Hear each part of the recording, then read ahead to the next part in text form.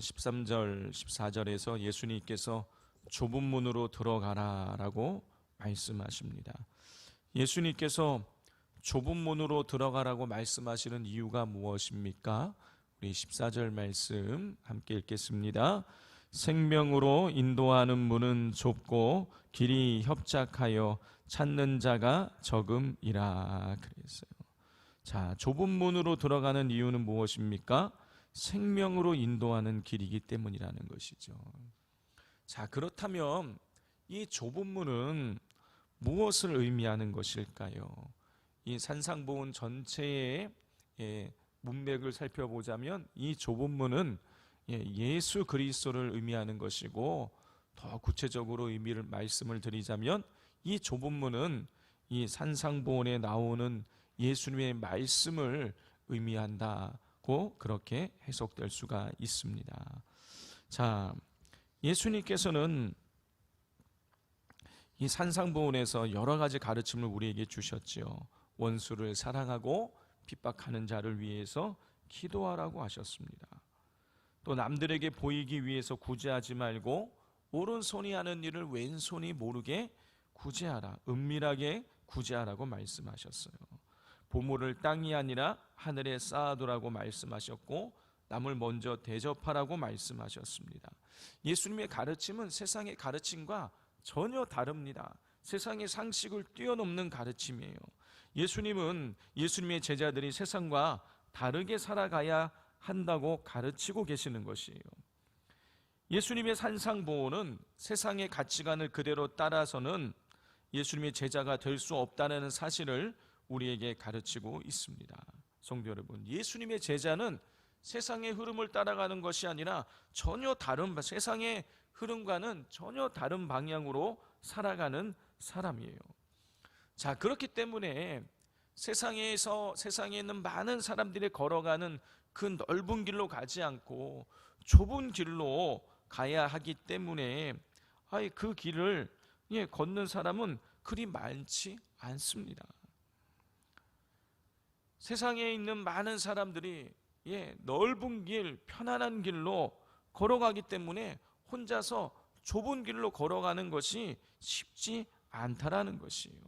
그러나 세상에서 사람들이 걸어가는 그 넓은 길, 그 편안한 길로 걸어서는 절대로 구원에 이를 수 없다라는 것입니다. 세상 사람들이 가르치는 그 넓은 길은 무엇을 우리에게 알려주고 있는 것입니까? 이 세상의 사람들이 걸어가는 그 길에서는요, 움켜잡으라고 가르치고 있어요. 세상의 돈을, 명예를, 권세를 움켜잡으라고 가르칩니다. 이게 세상 사람들이 걸어가는 넓은 길이에요. 그런데 예수님이 이 산상보훈에서 우리에게 가르쳐주고 있는 말씀의 내용을 한마디로 응축하라면 뭘 말하는 것입니까? 내려놓으라는 거예요. 구제하라는 거예요. 보물을 하나에 쌓아두라는 거예요. 겉옷을 달라는 자에게 속옷도 주라는 거예요. 오리를 가고자 하는 사람에게 심리를 같이 걸어가 주라는 거예요. 내려놓으라는 것입니다. 돈과 명예와 권세를 내려놓고 하나님만 바라보라고 가르치고 계시는 거예요. 자, 그래서 갈등하는 것입니다. 세상에서는 움켜잡으라 그러는데 예수님은 내려놓으라 그러니까 둘 사이에서 많은 그리스도인들이 갈등을 겪어요. 왜냐하면 내 것을 내려놓는 것이 불안하게 느껴지기 때문이에요. 내 것을 내려놓고 예수님 손 붙잡고 가는 것이 불안하게 느껴지기 때문인 것이에요. 그러나 오늘 본문에서 예수님 말씀하십니다. 우리 13절 말씀, 14절, 14절 말씀 같이 읽겠습니다. 좁은 문으로 들어가라. 멸망으로 인도하는 문은 크고 그 길이 넓어 그리로 들어가는 자가 많고 생명으로 인도하는 문은 좁고 길이 협착하여 찾는 자가 적음이라.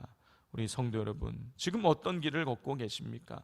예수님의 말씀을, 가르침을 따르는 좁은 길을 걷고 계십니까? 아니면 세상의 것들을 움켜잡으라는 넓은 길을 걷고 계십니까? 우리는 이 두 길 사이에 분명히 선택해야 돼요. 결코 양쪽 길을 다 함께 걸어갈 수 없기 때문인 것입니다. 양쪽 길은 완전히 방향이 다른 것이에요. 바라기는 우리 모두가 그 좁은 길을 따라 걸어감으로 말미암아 생명을 얻는, 구원을 얻는 하나님의 자녀의 기쁨을 누리실 수 있기를 바랍니다. 자, 이렇게 예수님께서는 구원에 이르는 길을 말씀하신 이후에 거짓 선지자들에 대해서 경고를 하십니다. 예수님께서는 거짓 선지자들의 겉으로는 양같이 무해해 보이지만 그 속에는 노략질하는 이리가 있다고 말씀을 하세요. 우리 15절 함께 읽겠습니다. 거짓 선지자들을 삼가라. 양의 옷을 입고 너희에게 나아오나 속에는 노략질하는 일이라. 그래요. 자, 거짓 선지자들을 물리치라는 거예요. 양의 옷을 입고 너희에게 나아오지만은 속에는 노략질하는 이리가 있다라는 거예요. 자, 이렇게 거짓 선지자를 경계하라고 말씀하신 이후에 예수님께서는 16절부터 20절에서 거짓 선지자들을 구별하는 방법을 말씀해 주고 계십니다. 거짓 선지자들을 구별하는 방법은 뭐냐? 그들의 열매인 것이에요. 예수님께서는 좋은 나무가 좋은 열매를 맺고 나쁜 나무가 나쁜 열매를 맺는다고 말씀하시면서 열매로 그들을 구별하라고 말씀하세요. 우리 20절 같이 읽겠습니다. 이러므로 그들의 열매로 그들을 알리라 그랬어요. 성도 여러분, 열매를 보면 알 수 있는 것입니다. 아무리 겉으로 그럴듯하게 보여도 맺혀지는 열매가 좋지 않다라면 아무리 번드르한 말을 한다고 할지라도 그들의 그 열매를 통해서는 결코 구원에 이를 자가 없다라는 것이죠. 자, 성도 여러분, 여기서 이 열매란 뭘 말하는 것입니까? 하나님 말씀에, 예수님 가르침에 순종하느냐 순종하지 않느냐를 보면 알 수 있는 것이에요. 열매는 순종인 것입니다. 예수님께서는 아무리 겉으로 뻔들하게 말을 한다고 할지라도 예수님의 말씀과 어긋나고 예수님 말씀에 순종하지 않는다라면 그 길은 옳은 길이 아니고 그들은 거짓 선지자라는 것이에요. 자, 우리 성도 여러분, 예수님께서 말씀하신 대로 우리가 살아가면 그 길을, 우리가 좁은 길을 걸을 수 있게 되어지는 것입니다. 그 좁은 길을 걷는 방법은 예수님 말씀에 순종하는 것이에요.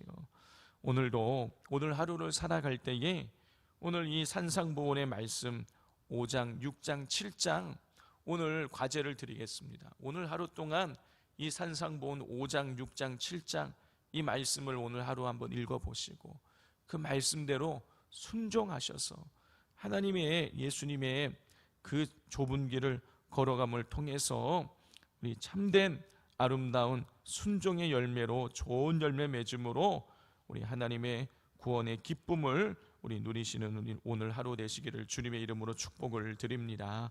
우리 시간 같이 기도하기를 원합니다. 이 시간 기도할 때에 내 스스로가 좁은 길을 걷고 있는지 아니면 넓은 길을 걷고 있는지, 움켜잡고 있는지 내려놓고 있는지 우리 한번 되돌아보실 수 있기를 바랍니다. 만약 움켜잡고 넓은 길을 걷고 있더라면 하나님, 예수님 말씀에 철저히 순종함으로 내 모든 것을 내려놓고 온전하게 그 좁은 길, 구원의 길을 걸어갈 수 있게 해달라고 오늘 하루 동안 말씀을 묵상하며 하나님 말씀대로 행함으로 구원의 그 좁은 길을 많은 사람들에게 드러낼 수 있게 해달라고, 내 것을 내려놓음으로 이웃을 섬기는 오늘 하루 삶을 살아갈 수 있게 해달라고 기도해 주십시오. 또 수능시험 이후 이제 정시를 발표를 앞두고 있는데 우리 자녀들 진로로 인해서 방황치 않게 해달라고 기도해 주시고, 공무원 시험, 국가고시, 자격증 시험을 놓고 기도하고 있는 우리 자녀들 하나님 지혜해 주시고 명철 달라고, 또 내일 금요 철야 중보 기도팀 모임이 있습니다. 금요 철야로 모이는 것이 아니라 금요 철야 중보 기도팀 모임을 내일 7시 반에 지난주에 이어서 또 모이게 됩니다. 중보 기도팀 또 모임 중에 성령께서 역사해 달라고, 우리 산돌교회가 금요 기도회를 중보 기도로 준비함으로 금요 기도회를 통해서 거룩한 역사가 드러나게 해달라고 위에서 또 기도해 주시기를 바랍니다. 이 시간 주여 삼창하고 기도하겠습니다.